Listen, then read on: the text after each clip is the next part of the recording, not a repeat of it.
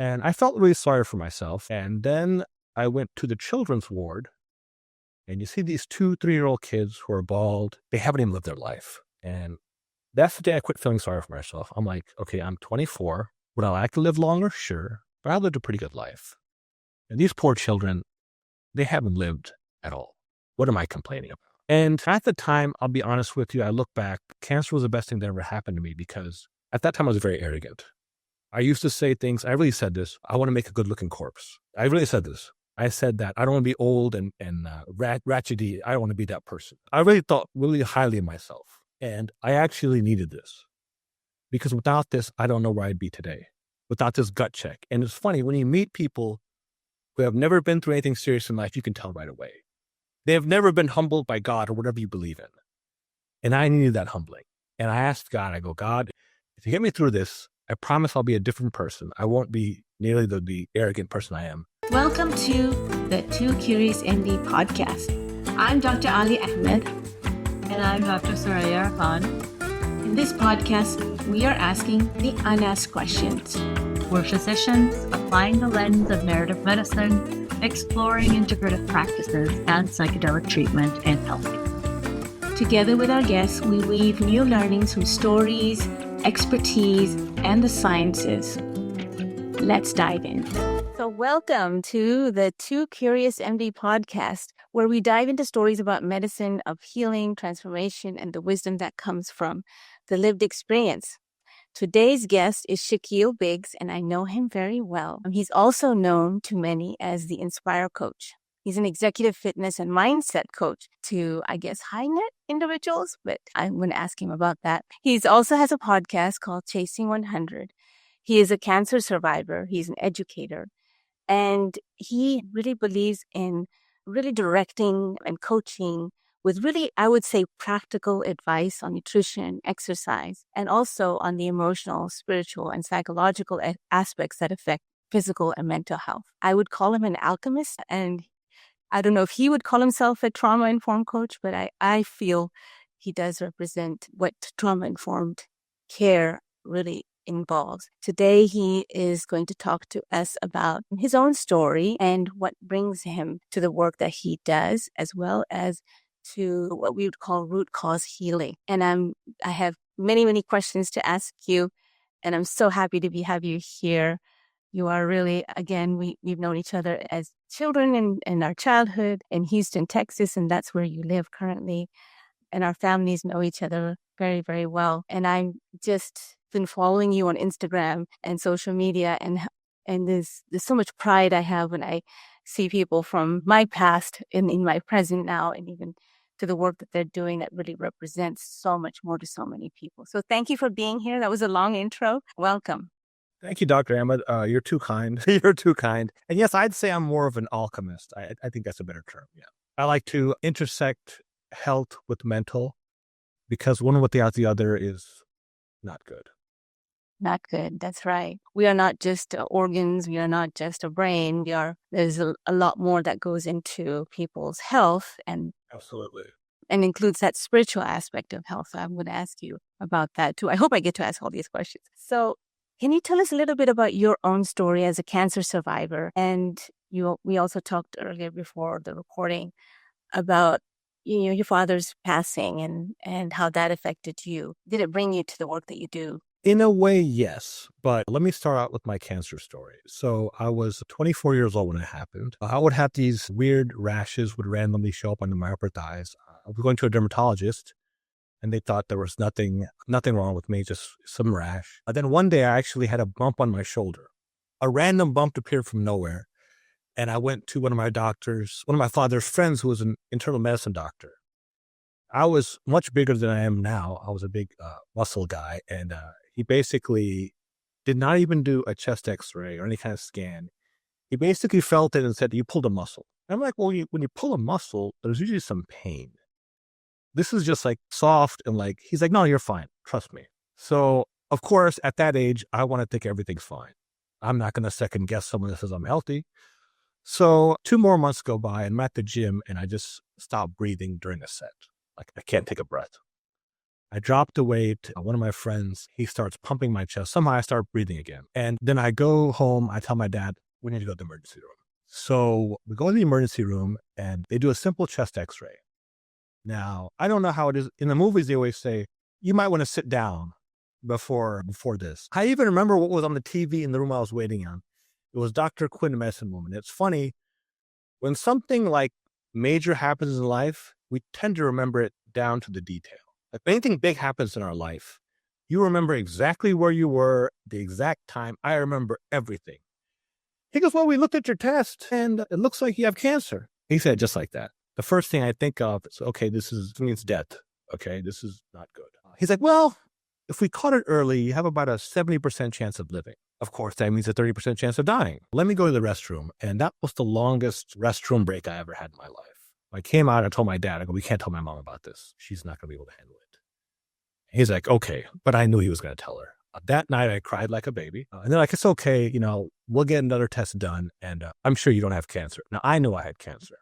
I had a feeling. So I go to another hospital and they do the test. And it comes back, Hodgkin's disease, level 2A. So I asked the doctor, I go, so what are my chances of survival? Do you have any patients that you know? He's like, well, I know one person that's still okay 10 years later. I'm like, okay, I need to get out of here. So at that time, my sister was a doctor. She wasn't a doctor then. She was just volunteering at hospitals. She went to Herman Hospital and she basically begged the professor there to see me. So this guy cleared his entire calendar and said, I'll see your brother tomorrow. Now, I saw him and his mindset was much different. He kind of lied to me, but it was what I needed to hear. He was like, you're going to be fine. Don't worry. You'll still be able to lift weights. You'll still be fine. 3 months, you'll be great. Okay, so this wasn't the truth, but it's exactly what I needed to hear. Then he's like, okay, you can also go to these different, groups, like therapy groups. Now, I'm not saying this is the right thing to do, but I personally didn't want to go to any therapy groups because I didn't want to see people I was close to die. I didn't want to see that. So I didn't do that. And I felt really sorry for myself. And then I went to the children's ward and you see these 2-3-year-old kids who are bald. They haven't even lived their life. And that's the day I quit feeling sorry for myself. I'm like, okay, I'm 24. Would I like to live longer? Sure. But I lived a pretty good life. And these poor children, they haven't lived at all. What am I complaining about? And at the time, I'll be honest with you, I look back, cancer was the best thing that ever happened to me because at that time I was very arrogant. I used to say things, I really said this, I want to make a good looking corpse. I really said this. I said that I don't want to be old and ratchety. I don't want to be that person. I really thought really highly of myself. And I actually needed this because without this, I don't know where I'd be today, without this gut check. And it's funny, when you meet people who have never been through anything serious in life, you can tell right away. They have never been humbled by God or whatever you believe in. And I needed that humbling. And I asked God, I go, God, if you get me through this, I promise I'll be a different person. I won't be nearly the arrogant person I am. But I don't want people to ever be able to tell that I had cancer. Like I didn't want to be missing an arm or something. So a lot of people prayed for me. I went through 3 months of chemotherapy, which was really difficult. I went through 2.5 months of radiation, but God bless, it's never come back since then. Now, the problem with that is I held a lot of anger towards the doctor who misdiagnosed me for lack of even trying to find out what it was, and he never apologized, so I kind of held it against him. And I kind of held it against the people that didn't call me when I was sick. And it was funny because there were some people who I barely knew, they would call me regularly, and I remember them the rest of my life. So it took me a long time to get rid of that anger towards these people. But I eventually got over it because, that's why I coach people. Like a lot of people don't know what to say when someone passes away or someone's sick. And you don't have to say anything. Just call and say, how are you doing? Like I always talk about, well, if someone died, the best thing you can do is don't ask them how they died. Say, like, what was your father like? Because then you're going to bring a sense of happiness, a little bit of joy to that person who's mourning, because they'll remember the good things about this person. Like, what was he like? What do you like about your dad? And then they'll tell you what a great person. Well, I want to highlight a couple of things that you said that were really important. And I think you talked about that moment, right? That flashbulb moment. And in narrative medicine, there's a lot to be said about that flashbulb moment where time stands still. Yes. And you can recall everything, the scent, the smell, where you were, this whole scene, and everything that stays there. Of course, that is a trauma response too, right? Because your brain has to remember something so significant. It has to mark it. It's that memory, that cellular memory that the body makes. So I'd like to kind of highlight that, because that flashbulb moment, so many people speak to that. And thank you for describing it so beautifully, because, you not only described it, but you really represented that emotional growth that came from that. Absolutely. Yeah. That cancer was the best thing for you. And I've heard that many times too from patients. And one of the things that I had to write about too, which is why I started writing and started to study narrative medicine, because there's that processing of the experience that writing can provide. And then it takes you back into that story, and then you get a version of it. You get one version of it that you can recall. But then by that writing process, you really kind of engage with your perceptions, and, you put it and you take it out of your body onto a paper, right? So you can really look at it in this sometimes objective way. So you really describe that like a story. So it's good because it humbled me. But also now when anyone is young and they get cancer, they call me. Because like, okay, this guy's been through it. He can kind of like, help you. Like, it's not the end of the world. Like, you go meet this guy. Like, he looks totally fine. Like, it's not the end of the world. And one thing I like to mention is I hate when people say that they beat cancer. I don't believe that, because there are a lot of people out there much better than me that passed away. I was blessed. I don't know why I was chosen by God to make it, but it was nothing I did. I want to make that very clear. I'm not some Superman. And no, there are a lot of great people who I've seen pass away from cancer. I was blessed. And with that second opportunity, I hoped to live a better life. I've heard that as well from so many people too, that I did not beat cancer, because again, so many people don't make it, and there is that sense of moral injury, right? That you survived something that others didn't, and you carry that burden too. I'd also like to ask you a little bit about what you started to speak about, which had to do with your father and that relationship you had with your father. It's funny. A lot of people, especially as you know, in the South Asian community, they don't have a very good relationship with their parents. It's more of like a sergeant and like private relationship. My father was different. He was like my best friend. And I really mean he was my best friend. He was great because I could ask him any question. He'd always answer it. Nothing was off topic with him. So, a lot of people, like, especially in our religion, in our community, you can't talk about girls with your parents. I had no problem with it. And, he had been in America since the early 60s, so he kind of understood how all this worked. And I kind of took it for granted he was going to be around forever. And he passed away very suddenly. My father was one of those people. He even said that he wanted to go out, like walking, like he didn't want to be a burden on anybody.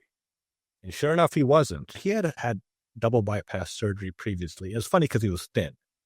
He was a type 1 diabetic, so it wasn't anything he did. He saw his cardiologist 6 months before he passed because he had a prostate cancer, which is very curable. And his doctor said, you need to put a stent because the radiation will affect your heart. So he, of course, got a second opinion from someone who said you didn't need it. And he actually went through the prostate treatment, and he was actually declared cancer-free. He passed away a week later. And at the funeral, one of his friends said, 8 months ago, we were on a car ride to Phoenix with your dad, and he passed out for 15 minutes, and he woke up and said, don't tell my family. Why would you tell someone this at the funeral of their father? So that made me think, okay, well, he didn't have to go. Of course, now I know everything happens for a reason. There's a time and place, but I had a lot of anger there. And I remember the last day he was alive.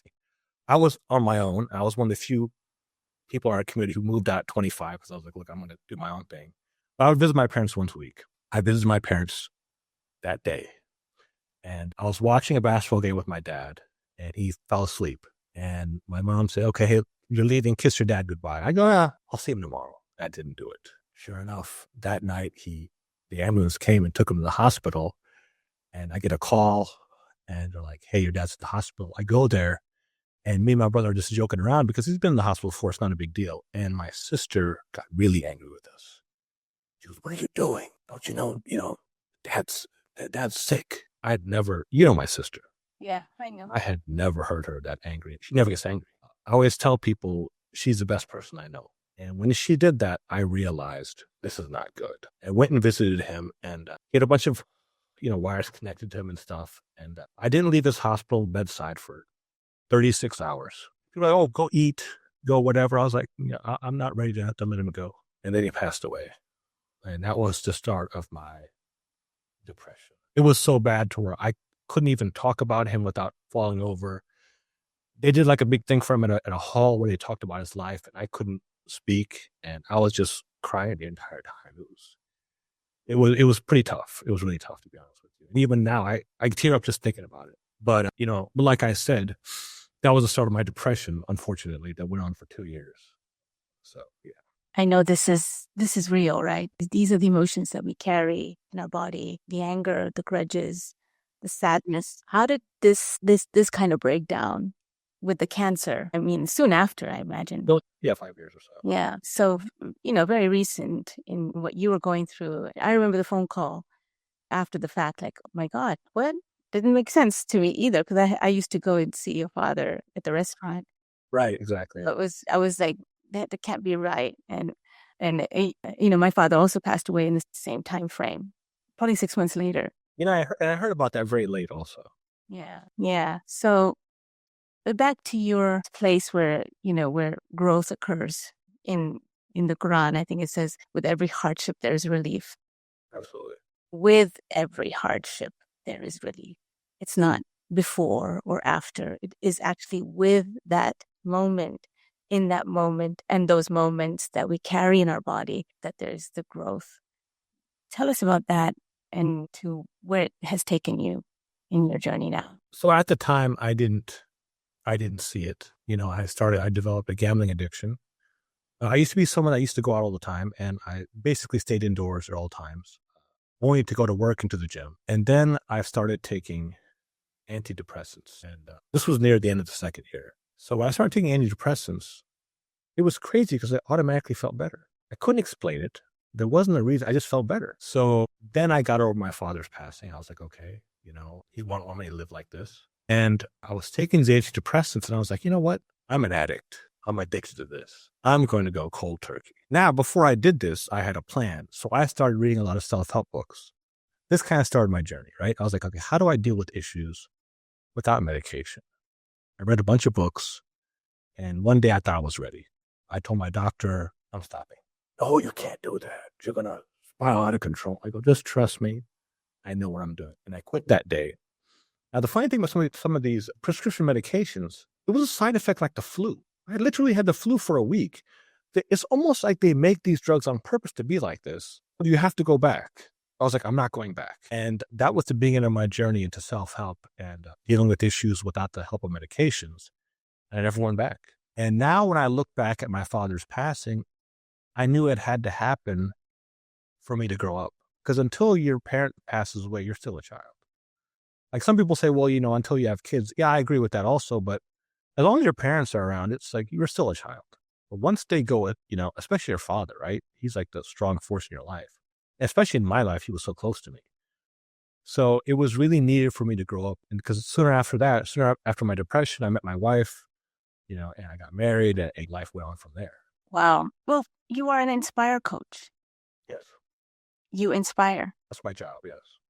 But let me tell you something, Alia. I always tell people when people, go through struggles and they kind of get upset, I'm like, okay, if you were to build a perfect person, right, theoretically, would you want someone that had been through some things in life, or would you want someone who's lived a perfect life? Of course, you would want someone who's been through a few things. That's what builds strength. That's what brings, that's what builds a person, an identity. If you've ever been through anything and life is a joke, when anything comes, you're not going to be able to handle it.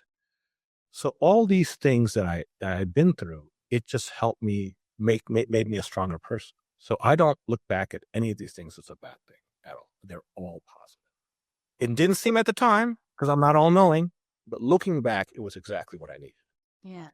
Wow. What would you say to yourself, to your younger self, the version who was arrogant and disconnected? I would say I think it's really good to have self-esteem, but what you have is arrogance. Self-esteem is like you're confident in yourself. You can do anything. You can put the work in. Arrogance is I'm better than other people. And I don't think that's the way to live. And you're not better than anybody. And if you continue this lifestyle, you're going to get humbled. Now, I've seen people like myself, and they all got humbled in different ways, maybe not cancer, but some other way, sometimes worse, sometimes better, but they all get humbled. Whatever you believe in, whether you believe in God or some outer force, they don't like arrogance. They don't like pride. They don't like arrogance. These are two things you can't have. Yeah. Well, it's the ego, right? It's the ego, yes. You have to kill that ego. It's the nafs or the ego and of self-importance, and we can talk hours about that. When you're young, it's really hard to control it because of society and media. It's hard to control your ego, especially if people cater to you, right? As you get older, it's a little bit easier, in my opinion, because that's why they call it wisdom, right? You don't have wisdom at 18 years old, but you could have wisdom at 48 from everything you've been through. I find it really ridiculous when you have someone who's 60 years old and they still have no wisdom. They still have no wisdom. I don't get that. I think it's hard to help someone who doesn't want help. Yeah, that's right. I mean, people seek wisdom as well. And I think wisdom comes from, vulnerability, being able to be open to sharing. And there comes the wisdom that you share too. I think people have a private wisdom that they keep in a box, right? For themselves or in their home, or when they go publicly, it's not the same persona that you're seeing. So my entire life is about growth and wisdom. I like to be the stupidest person in the room because I want to learn from others who know more than me. If I'm the smartest person in the room, I need to find another room. So seriously, about growth, getting better at stuff. I am not someone that knows everything. I have my specialties. It's funny when you talk to somebody and they're telling you how to buy and sell a house, but their brother-in-law is a real estate agent. Like, they won't take his advice. I go to the experts. So, like, a lot of my clients are doctors. And it's funny because I'm like, the doctors are always the people who never second guess me. And so I'll ask them, I go, hey, I assumed before working with you would second guess everything I tell you regarding nutrition and health. They go, no, I know my lane. I know what you're really good at. So I'm just going to listen to you and be successful. I go, okay, that's smart. That's the way I live too. Yeah. I go to the experts. I don't just, randomly think I can handle something when I can't. Yeah. Well, you are a healer. I would call you a healer because you're in the healing space. I have scrolled through your Instagrams and seen that you've been online for, I don't know how long, right? 5 years. 5 years. Well, and you are an avid, I guess, what is it called? Instagram person? Poster, I guess. Host. Yeah. And I see your vulnerability as how practical you provide. The information that you provide to people is very practical, very direct, very clear. Your persona as you are on social media is deeply intentional. But when we talk about vulnerability online, sharing to the wisdom, what have you learned from yourself in that journey, right? As a person who speaks to this. I'm not the first person that said this, but as long as you do as long as you follow your beliefs, you can't care what anybody thinks, and that's kind of been my life the last 6 years or so. I used to care, like they say, lo kya kenge, right? Like, for example, look, I've dated women. I wasn't always married. So I will tell people okay, if you have a situation with a woman or a man, how to kind of what I've learned. And I've gotten messages from people like, hey, you're Muslim. I'm like, so Muslim people don't date? Are you serious? What world are you living in? Do you think your daughter just magically hung out with some guy for 2 years? And then I'll have other people who come up to me and say, you know what? Thank you for these videos because I'm having my son watch these. I'm not proud of this, but a lot of times, especially in the Muslim community, we don't get our children ready for how to pick the right person. It's always, oh, what does he do for a living? Or it's never about anything else. And if you, I did, like I said, I'm not saying this is what you're supposed to do, but when you date, you kind of understand what you want and what you don't want in someone.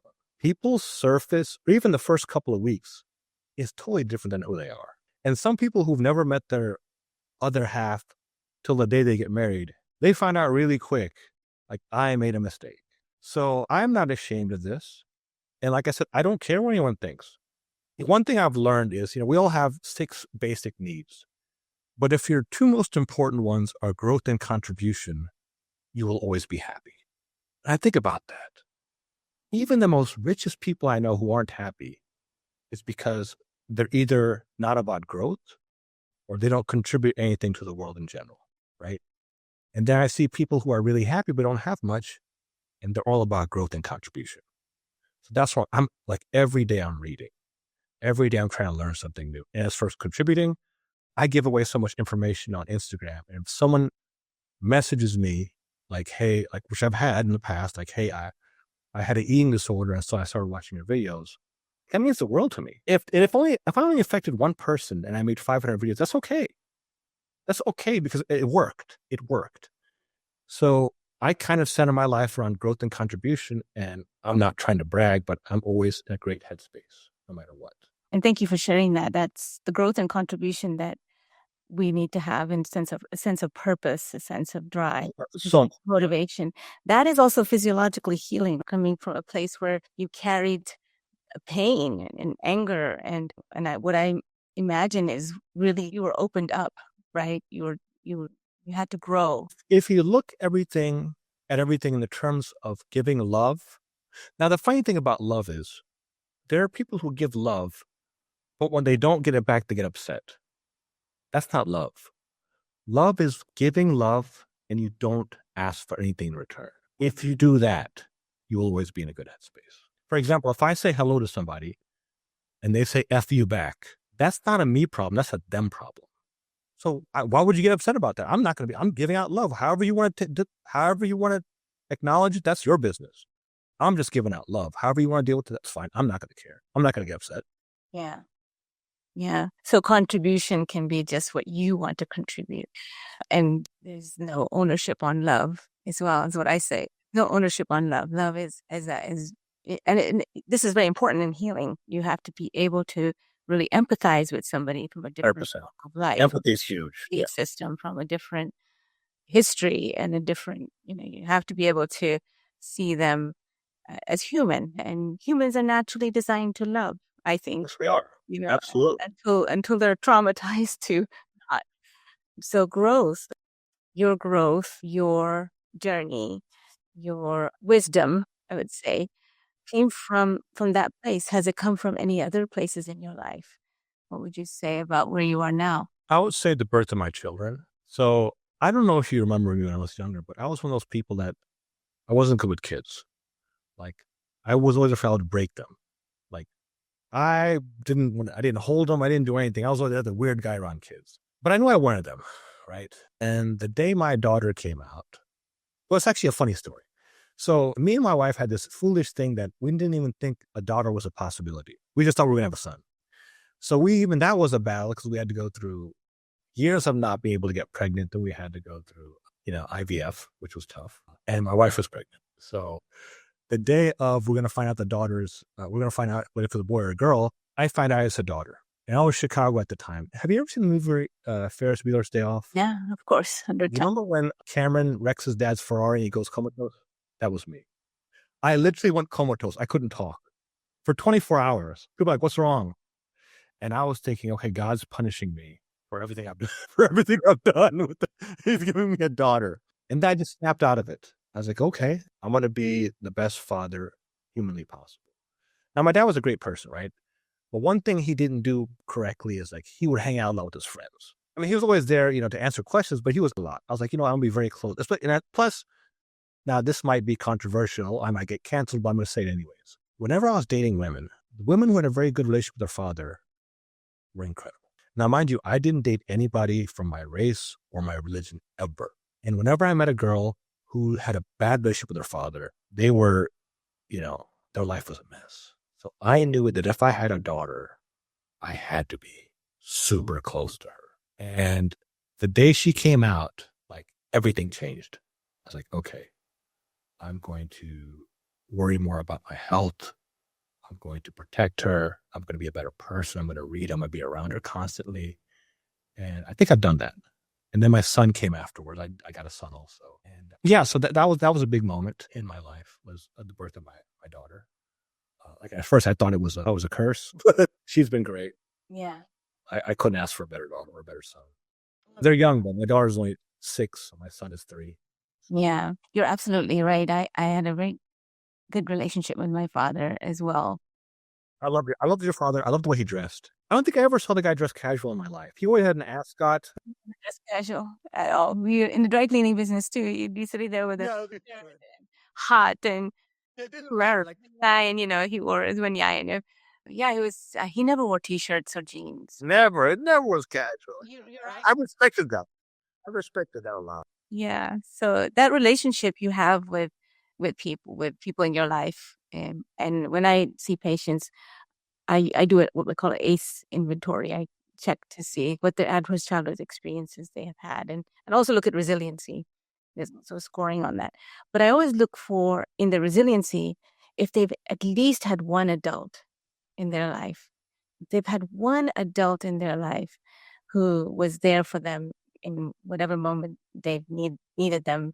There's usually that is a highlighter for resiliency, right? That is very, very strong correlate to resiliency. But I didn't realize it was also the father-daughter relationship, or mother-son relationship. His wife scene, yeah, it's very important. Yeah. I guess I look for men who have had a good relationship with their mothers. It makes sense, right? They respect their moms. To me, that's a kind person who, because I have two boys and they're very different, both of them, and they have a very different relationship with me because of their difference in their personality. But I think it is important for people out there, right, who are taking care of raising a child. Like, that relationship is such a vital. And a pediatrician, I'm a pediatrician too, so I used to look for it quite commonly. I'd walk into the room and say, okay, I would observe, like, what's happening here? Who's who here? Often you had to kind of do that, especially in the hospital setting, where cases were very, very heavy and decisions have to be made. And when you walk into the room, you have to be able to assess, like, what's the resources here. And I'm very, very sad to hear your experience, how you were told about your cancer. That's just, doctors do a lot of harm. Yeah, you're right. They do. They do a lot of harm. Words are very, very important. I was just telling one of my persons that I work with, and the words we use are so important. Like, everything you share is so important because patients will remember it. They will remember it. You may not remember it, but they will. Word for word, yes. Word for word, they will remember it, and it rings, and it will ring always in their head. So, be very, very mindful of what you communicate and how you communicate. What people don't understand is that we remember the negative a lot easier than the positive. Right. So you gotta be very careful when you say something negative to somebody. Yeah. Gotta be careful. You got to, and it's a trauma response. Your brain will remember the negative before the positive. In fact, we forget more than we remember. It's weird, right? 100%, yes. So I wish we could remember everything, and there are people who can remember everything. That might be a curse, though. Like, it's just too much. So what drives you? I know you like good things. I remember you always dressed well as well. You matched everything just right. You drove the right car. Tell us about your cars. I know you and your brother have a very, I guess, fascination with cars. So it's funny. When I was single, I had a Porsche 911 Turbo, and it's funny when I got married. So this is a horrible thing, but I used to always test women because even though I'm not a rich guy, you could assume I'm rich by the car and the way I dressed. So I would always. First date, I would take the girl out in an old Nissan Maxima to hear reaction. And if the girl was kind of like, well, not so great about it, didn't feel so great, I would never have a second date. I would never ghost a person, but I would never have a second date. Now, let me tell you about how I met my wife. So it was never planned. Like, people, I think that if you're one of those people that is like, I need to get married, it's not going to work. So I met my wife, which you're never supposed to meet somebody in a club, but I met her at a club. And she had a good sense of humor. I took her on a date in the Nissan Maxima. She didn't care. Then when I showed her the Porsche, she wasn't impressed. But the one thing about her is, and this is true to this day, she has never, ever flaked on me. Ever. So if she says we're going to have dinner at 7 o'clock tomorrow, it happens. And that's a very rare quality in men and women. Because back at that point, I was so choosy. If a woman even flaked on me once after 3-4 days, I was like, I'm done. She can't be trusted. And here's the shining moment where I knew she was the right person. So my wife is Brazilian, and she won some Miss Brazil, Texas contest. So we were at the celebration, and one of my best friends in the world saw her. He talked to her, and he calls me on the way home, and he's like, Shakil, I love you to death. Please don't hate me. I go, you can tell me anything. He goes, I don't think she's right for you. I go, why do you say that? She goes, well, she seemed kind of like uppity. The way she, she just seemed like she wasn't your type, like down to earth. I go, okay, you know what? I'm going to take that into consideration. So I go to her place, right? And she's sitting there at the table. And I said to her, you know, my friend Omar? She's like, yeah, he's like my brother. And this is what he said. I said word for word. I go, you know what? I'm actually going to take what he said seriously. Now, how would most women react? Shock. Shock or like, I don't care what he said. Who the heck does he think he is, right? Yeah. You know what she said? He doesn't know me. Right. You know what she said? And this is the exact word she said. I'm just going to have to prove him wrong. Okay. God has sent somebody to me. My playing days are over. I go, if I bypass this, I'm never going to live a good life. I go, I couldn't believe the answer. Because she had told me her friends felt a certain way about me because I didn't drink, right? And I was, who the heck are they? I would go off on them. She said, I'm going to have to prove them wrong. And I was like, okay, there's something special about this person. And, what would you say is special? I would call that agency, really. Agency, yeah, right. High agency. High agency. And it was just like, I was like, okay. And, we had our ups and downs. And see, and that's the one good thing about me being an open book. When I was dating with her, I brought her to a family event. I wasn't scared. How people hide their girlfriend? I didn't. Because I always told my parents, it was funny, my parents had a conversation with me. Maybe we're going off topic. I don't know. My parents had a conversation with me at 22 years old. They go, hey, look, it's time for you to get married. We found this woman. I go, stop. Stop right there. I go, look, I'm not someone, I've always looked at, people of the same culture as almost like my sisters. I go, I'm attracted to other things. But trust me, I will make a great decision when the time's right. If you guys don't like her, I'm done. They never asked me again. So I brought her to my brother's son's birthday. He's like 3 years old. And everybody was cool with her. And I kept bringing her. And then one day I brought her to the mosque. And I had her sit with my cousins. And what are you doing bringing her to the mosque? I didn't care what they thought. I didn't give a damn. And then, they talk about, what are they called? The beings in Islam they're not ghosts, but they're jinn. Listen to this. This is a true story. I go to a mosque near the house. And I got to pray real quick. So she waits in the women's section. So this Hispanic girl comes in. She's covered. And she's like, hey, what are you doing here? She goes, oh, I'm waiting for my boyfriend. He's praying. She goes, well, my wife is Brazilian, so she speaks Portuguese, but she understands Spanish too. So the girl goes, hey, we have an Islam class once a week here on Friday nights. It's in Spanish. You should come check it out. My wife goes, okay, cool. So she went. And she went every day for a year. And one day she calls me and she goes, I'm ready to take Shahada. Are you sure about this? She goes, and she took Shahada there. Now here's the crazy part. After that initial presentation where she met the girl in the mosque, she never saw a girl again. And when she asked people at the mosque about her, no one had even heard of her. Wow. Isn't that crazy? That's crazy. I don't know which mosque this was, but definitely that's a crazy story. I don't know what you want to call that. It could have been. Well, God is everywhere. God. That's what I'm saying. Yeah, exactly. We've had our trials and tribulations, and I've also been a big speaker about going to therapy. Like we go to marriage therapy every week, and I don't think it's a bad thing. I think it's a great thing, and so I'm trying to get rid of that stigma too of that therapy is something wrong with you or all right. It's a necessity, and I have a great life, but I still need that outlet.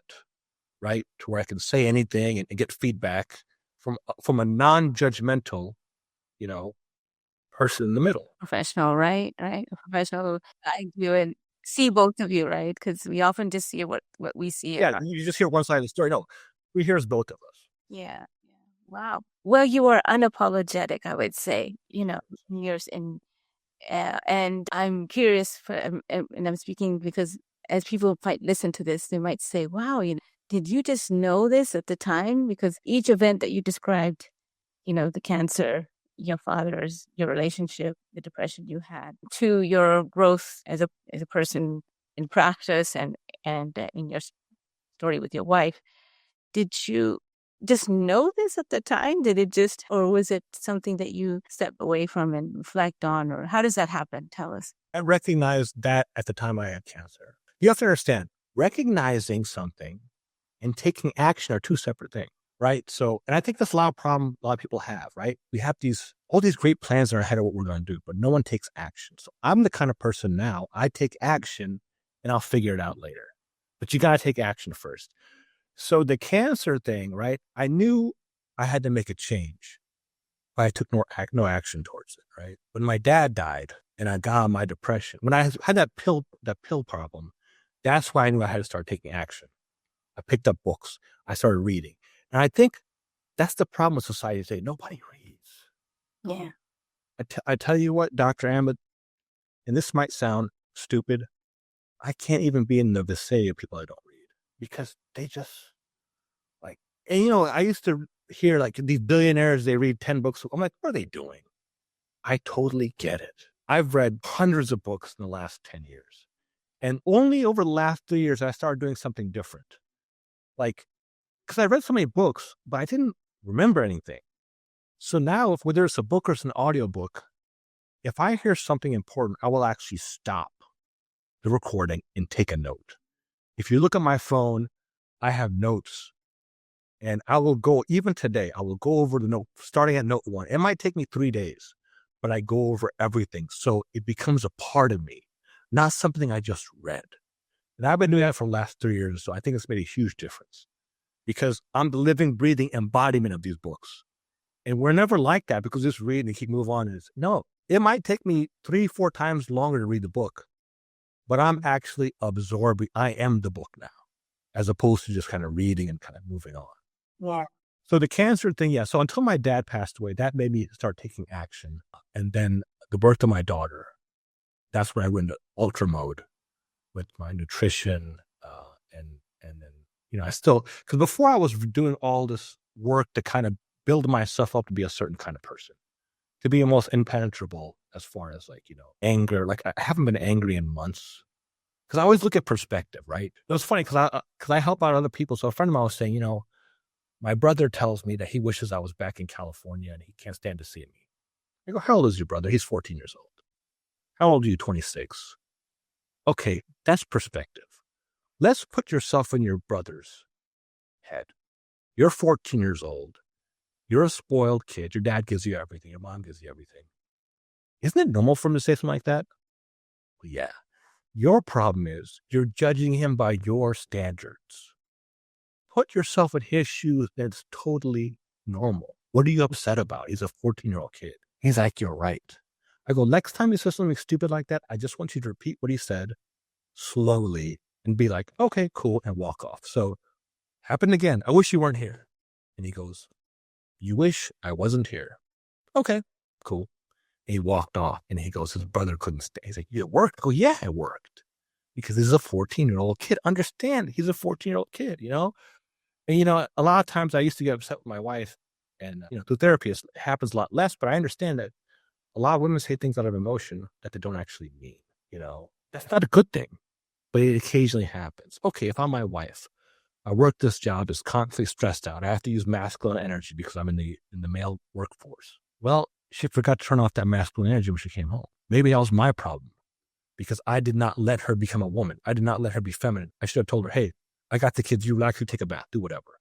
So I look at everything in perspective. So I'm not going to get angry at all because I totally understand. The problem is people hold other people to their standards, but they're not you. They're not you. Do a little perspective and you'll understand it. Yeah. That if people see themselves and they can only see themselves. They only see themselves, right? Exactly. In their head, right? The world is in their head and it's a representation of what they believe. And it colors the frame in a very, very different lens. And things, if you don't read, you're not going to know these things. You're not magically born with this ability. You have to read people who are more intelligent than you, who are teachers, and learn from them. Yeah. You have to have that wanting to learn. That's right. So, which brings me to my point of why we need curiosity. Yes, it's very important. Curiosity, which is kind of what I'm hearing in your story, is that this element of, I've got to learn more. I've got to figure this out. I've got to understand it. Boy, I hate that phrase, curiosity killed the cat. Yes. What are we teaching people? Not to be curious? It's ridiculous. Yeah. I never use that phrase. Yes, I'm so glad you do. Yeah, that we were called Too Curious MD. Well, yeah, that's perfect. That's a good thing. We're too curious. Yeah. Oh, Yeah. too curious, right? Which is, that's how you learn. And it opens up a neuroplastic window. Change happens in curious, but you have to be able to tolerate that change and then tolerate uncertainty in your life. And I imagine when you're doing therapy on a weekly basis, Yeah, it's a weekly basis. Yeah. Whatever I do, I still take out that hour every week for therapy. Yeah. It's funny. Some of the therapists just shuts up and lets me talk. And she's like, you could do this, but I need someone like you who's not me. Because even I can't judge myself properly. I can't do therapy. About I yourself. can't look in the mirror and say, oh, no, it doesn't work. Well, that's what psychedelics, I think, do. And when we do treatments with ketamine, that self-reflection, I call it, you're really accessing your inner healer. Your inner healer is, which you're going to connect to that part of you. You're going to see yourself in a great different way with a lot of compassion. So putting that mirror and looking at it with compassion is a very different lens than the self-critic and the judger. And I know it's really good for PTSD also. Yes. Yeah. Before I even knew about you guys and read about that, they were doing research, the government was, on people in the military. And they were having changes that couldn't happen within years were happening within 1 or 2 sessions. So when I heard you were doing this, I go, you're the perfect person. God bless. Oh, thank you. Yeah, MDMA, PTSD just, clears it. But it does require work. I mean, I would say these, just like any medication, because ketamine is a medicine. It is a medicine. I say this to patients. It's a medicine, but it's the key. It's just the thing that's going to open the door. You have to walk in through that door. Yes, always. Yes. So it's not a magic pill. And I think medicine is prescriptionized, where it's like you go to the doctor and it's right away, pull out your prescription pad. It's like this, there's almost an urge. It is an urge. No one tells you to eat better, exercise, just throw on a pill. Yeah. Yeah. So you're depressed. The side effects with that. I mean, You're depressed. Here's an antidepressant. You're anxious. Let's suppress that anxiety. Let's treat the symptom, not the cause. Right. And if you have to look back now on your health, I imagine the question I would have for you, tell me more about what that grudge and that anger and that pain, how did that manifest in your body? It manifested like right here. It was like a deep, heavy feeling. I didn't want that anymore. Like I tell people, I don't believe in competition. I think competition, it's like they say money is the root of all evil. I disagree. Because if you make a lot of money, you can help a lot of people. I think competition is the root of all evil. I always give this example. Like I was talking to a friend of mine. I go, this guy, he makes money by nefarious means, let's just say. He got this car. What do you think of that car? Oh, that car. Who cares about that car? He does this and this and that. I go, how do you feel when you say that, even though it's the truth? How does your heart feel? It feels kind of bad, to be honest with you. I go, okay, now I want you to, even though it's not the truth, I want you to say, you know what? I love that car and he's a hardworking guy. Just say it. Just lie to yourself. He does it. I go, how do you feel now? He goes, I don't have that heavy feeling. You see, and even though you might think you're not competing with that person, if you didn't have that fancy car, you wouldn't have cared. So even though it's not apparent, your subconscious is competing with the guy. So I always tell people, I'm not competing with anybody. Any other life coach, any other nutrition coach. I'm competing with yesterday's version of Shaquille Biggs. Can I beat that guy? And I'm constantly trying to beat the guy from yesterday. As long as I do that, I'll be happy and fine. Wonderful. Wow. What a message that you really represent and embody, I would say. You not only speak through your own trauma, through your own pain, but you really represent it and embody it. And in such a powerful way. I wanted to highlight the word you said, impenetrable. How you chose that word, it's a very select word. You did not want to be impenetrable. Yeah. Why? This is when you talked about your cancer. Well, like I said, people, for example, for the last 5 weeks, I cut out sugar totally. And I hope to do this the rest of my life. People always say, why are you doing this? Why are you, you're enough. I go, look, I know I'm enough, but I want to be an example for everybody. Because to me, like I said, like I talked about, so a lot of people, for example, their problem isn't eating. Their problem is boredom. Or maybe they deal with their stress by eating. So we have to change I can get them to quit eating food for 6 months, a year, but they'll go back to it. If I can change their identity, how they feel about themselves, then everything takes care of itself. So I've been able to work really hard. I'm 51 years old now. I've worked really, really hard on building my identity. So everything is easy. Everything is easy because I think a certain way. Like I said, imagine if you start thinking nothing bad ever happens to Ali Ahmed. You might think that already, but a lot of people don't. Everything happens. No matter what happens, the worst thing could happen. Your child could get deathly sick and you're not upset. I mean, you care. You can do whatever you can, but you're not cursing the world. There is a reason for everything, even though you might not know it at the time. So I want to be that example, and I enjoy being that example. I enjoy what I do. I enjoy reading. I enjoy trying to beat yesterday's version of Shakil, because you know what? The first 40 years of my life were, what I say, wasted. I think, do you know the philosopher Naval? No, tell me. He's a really good philosopher. He says the worst thing the worst thing out there is a lazy man, one who's not contributing to society. And I'm glad you brought this up. So about my father, right? When my daughter was born, right, I was like, okay, how do I live up to my father? He was a big guy, like socially, right? Everybody knew who he was. He was a nice guy. He used to show up at people's hospital beds who he didn't know and pray for them. He would go to funerals of people he didn't know. I'm like, he had a purpose, right? What is your purpose? Making people laugh? Like, you're kind of the cool guy? I go, I got to find a purpose. And, when my daughter was born, a lot of times the child is the perfect purpose for people. But that kind of got me into my nutrition, my health. And now it's like, okay, I know my purpose is just to help people. Like when people message me from wherever, like, oh, you helped me. Okay, I found my purpose. And I didn't have a purpose until then. I was just kind of aimlessly going through life like most people do. And I feel so sorry for them, and luckily I found my purpose. And once I found my purpose, I'm like, I'm just going to go with it. I have all these grand plans of doing this and doing that. And people are like, what if you pass away before you hit those plans, you reach those plans? I go, it doesn't matter. So as long as I'm going towards it, I'm successful.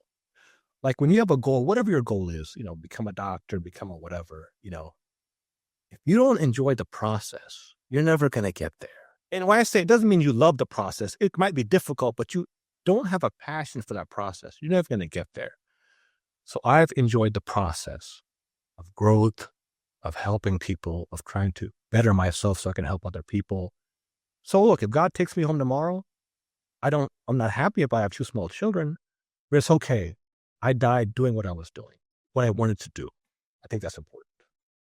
That is why you are called the Inspire Coach. You inspire. I could listen for hours to your stories, to again, the things that you really speak to are really powerful and very, very nuanced. You kind of, you could have taken a path this way or that way.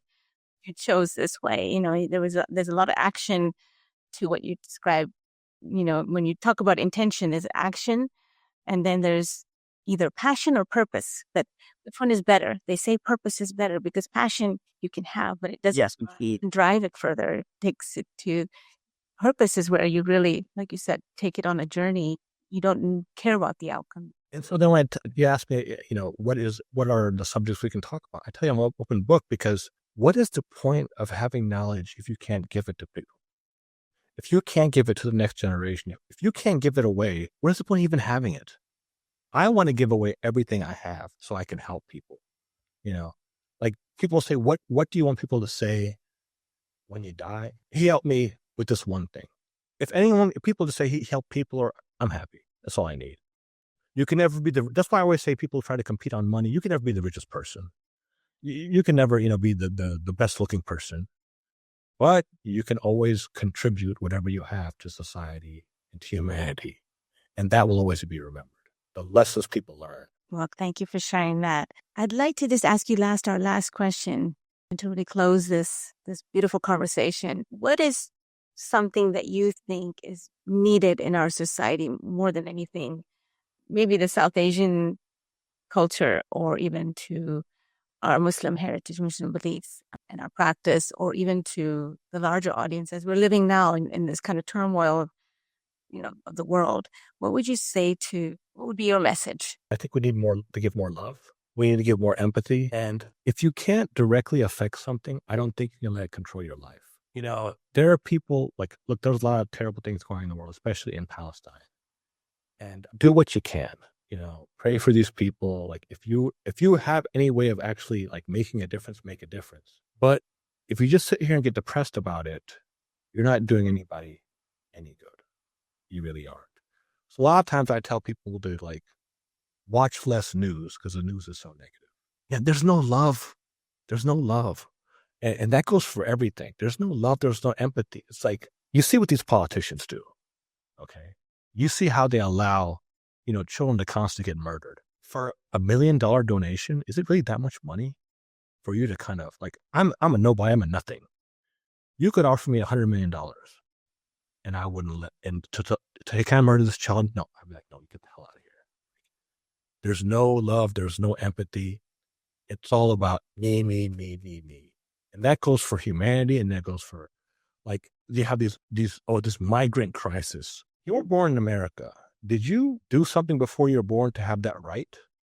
No. If you had empathy, you'd understand that not everyone is lucky enough to be born in a country like America or Great Britain or someplace like that. Some people are born in war-torn countries. If they want to come here and you have room, and it's funny, when they come here, they're always contributing members of society more than people actually are born here. Right. Like, why wouldn't you allow them to?